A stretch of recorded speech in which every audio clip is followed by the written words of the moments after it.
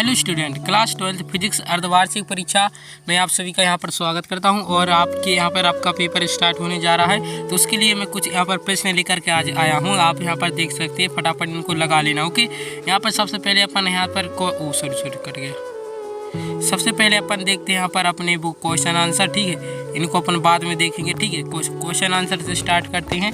चलिए, यहाँ पर आप सबसे पहला आपका प्रश्न का उत्तर प्रश्न क्रमांक 5 लगाइए। आवेश का क्वांटीकरण किसे कहते हैं, ठीक है। यहाँ पर आप लगा लेना आवेश का क्वांटीकरण। फर्स्ट क्वेश्चन है, आवेश का क्वांटीकरण किसे कहते हैं।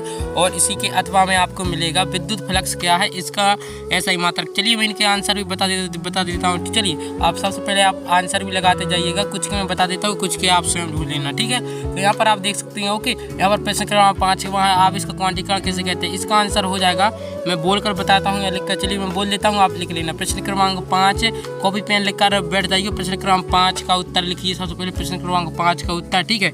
उसमें आप प्रश्न डालिए, आवेश का क्वांटीकरण किसे कहते हैं। आवेश का आप आंसर लिखिए।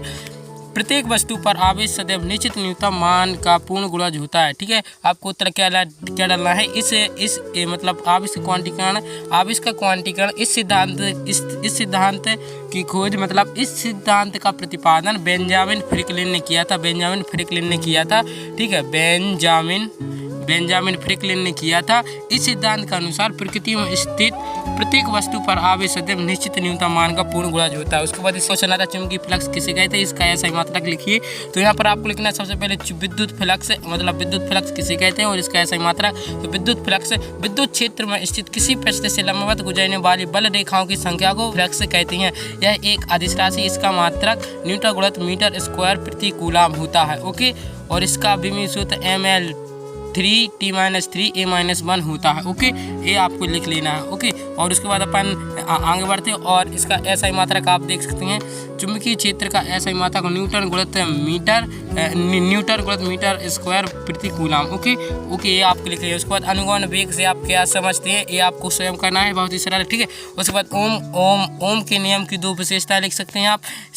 ओम के नियम की 2 सीमाएं लिखना है। और उसके बाद लॉरेंज बल किसे कहते हैं। ओके, उसके बाद आता है नेक्स्ट, आमीटर और वोल्ट मीटर में कोई 2 अंतर लिखिए। आमीटर और वोल्ट मीटर में अंतर। उसके बाद समीप पृष्ठ किसे कहते हैं। समीप पृष्ठ वह पृष्ठ जिसके प्रत्येक बिंदु पर आवेश, वह पृष्ठ जिसके प्रत्येक बिंदु पर विभव का मान समान होता है, समीप पृष्ठ कहलाता है। ये आपको लिखना है। ओके, और उसके बाद आप देख सकते हैं, तो इसकी समीप पृष्ठ की विशेषताएं भी आप कर सकते हैं। उसके बाद पृथ्वी के विभव को शून्य क्यों माना गया। ये सबसे सरल आंसर है। पृथ्वी के विभव को शून्य इसलिए माना गया है क्योंकि पृथ्वी पर कुछ आवेश देने और उससे कुछ आवेश लेने से उसके विभव में कुछ खास परिवर्तन नहीं होगा, इसलिए पृथ्वी के विभव को शून्य माना गया है। यही है, ठीक है। गामा किरणों के 2 उपयोग लिखिए एवं इसका स्रोत लिखिए। ओके, उसके बाद नेक्स्ट आता है विस्थापन धारा किसे कहते हैं, इसका व्यंजक लिखिए। उसके बाद नेक्स्ट आता है एक्स किरणें किसे कहते हैं, इसके 2 उपयोग लिखिए, 10वां। उसके बाद इसी के अथवा में आता है विद्युत चुम्बकीय वर्णक्रम में उपस्थित तरंगों को उनके बढ़ते तरंगदैर्घ्य के क्रम में लिखिए, ठीक है। विद्युत चुम्बकीय वर्णक्रम में उपस्थित तरंगों को उनके बढ़ते तरंगदैर्घ्य के क्रम में लिखिए। उसके बाद आप देख सकते हैं नेक्स्ट आता है खतरे का सिग्नल लाल होता है क्यों। ओके, उसके बाद नेक्स्ट आता है, क्या आता है नेक्स्ट, 80 का अथवा में किसी माध्यम का अपवर्तनांक कौन से कारकों पर निर्भर करता है। और उसके बाद आता है निरोधी विभव किसे कहती है।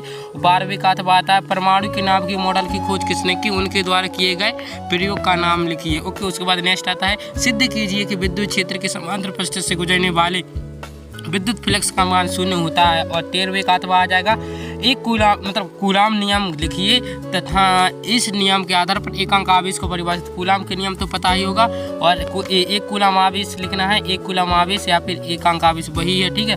कूलाम का नियम क्या है, सभी को पता है कि नहीं भी 2 बिंदु आवेश का मतलब करने वाला पर उनके गुणनफल का अनुकरण वही था, उनके बीच की दूरी के वर्ग के क्रमानुपाती होता है। ओके, उसके बाद आता है 14वां क्या दिया है, किसी सेल के विद्युत वाहक बल विभवांतर आंतरिक प्रतिरोध में संबंध स्थापित कीजिए। उसके बाद नेक्स्ट आता है चालक के प्रतिरोध एवं विशिष्ट प्रतिरोध की में तुलना कीजिए। उसके बाद आता है 15वां अनुगमन वेग तथा श्रांति काल में संबंध। इसी का था मिलेगा किरचॉफ के नियम एवं किरचॉफ के नियम एक नियम लिखिए एवं समझाइए, ठीक।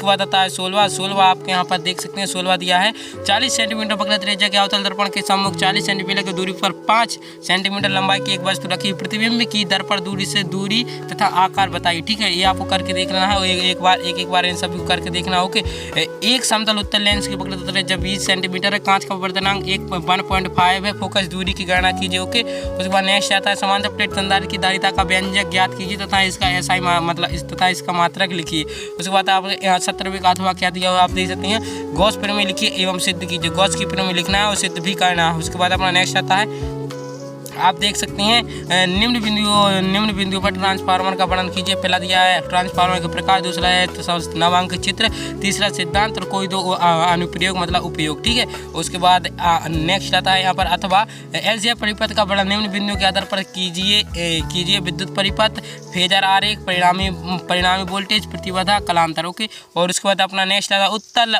उत्तल लेंस के लिए सूत्र ए वाली की आपको स्थापना करनी होगी और उसी का अथवा में दिया है सरल सूक्ष्मदर्शी का नामांक चित्र बनाइए तथा इसकी आवर्धन क्षमता के लिए सूत्र स्थापित कीजिए, जबकि अंतिम प्रतिबिंब अनंत स्पष्ट की दूरी पर बनता है। ओके, तो ये आपके यहाँ पर पूरे का पूरे क्वेश्चन आ जाएंगे। ओके दोस्तों, अब मैं आपको यह बता देता हूँ कि यह पेपर फेक है या फिर रियल। तो मैं आपको बता दूं कि फेक रियल पेपर किसी के पास नहीं होता, सब आपको इम्पोर्टेंट देखकर पढ़ना है। ओके दोस्तों, ये आपको इम्पोर्टेंट के तौर पर सभी को लगा लेना है। ओके, और यहाँ पर रियल में वाले के चक्कर में नहीं पड़ेगा, इनको इम्पोर्टेंट समझ कर लगा लीजिएगा। ओके, अब मिलते को नेक्स्ट वीडियो में। Thanks for watching.